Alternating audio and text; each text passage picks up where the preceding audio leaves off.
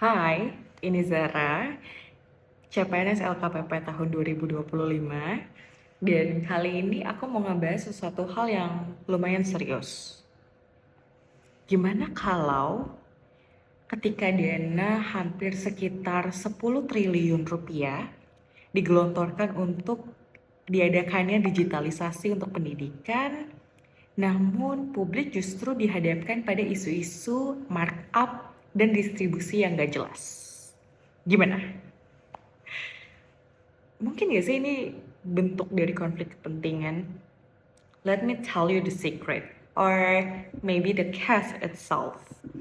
Menurut Pan-RB nomor 17 tahun 2024, konflik kepentingan adalah kondisi pejabat pemerintah yang memiliki kepentingan pribadi sehingga dapat mempengaruhi netralitas dan kualitas sebuah keputusan yang mau diambil.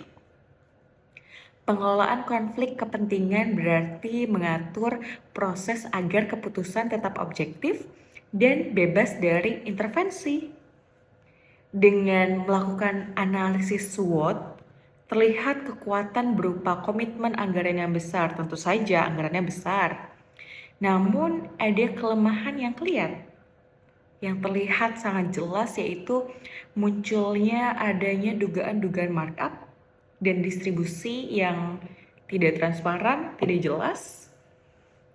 Peluangnya bagian itu yaitu adanya transparansi digital untuk bisa menjadi salah satu bagian dari legasi yang besar. Namun juga ada bagian ancamannya, itu udah pasti. Karena ada potensi kerugian negara yang masif. Dan bahkan di suatu kementerian itu diusut sebuah kasus yang menimbulkan adanya potensi korupsi.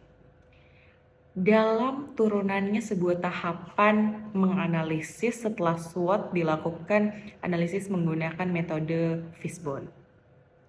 Menunjukkan apa sih akar permasalahannya itu sendiri, yaitu salah satunya lemahnya pengawasan oknum, metode perencanaan yang tidak transparan, markup harga, spesifikasi yang tidak relevan, sistem e-purchasing tidak terbuka, hingga kebijakan mempersempit kompetisi. Jadi banyak orang-orang yang gak bisa bersaing dengan sehat secara baik.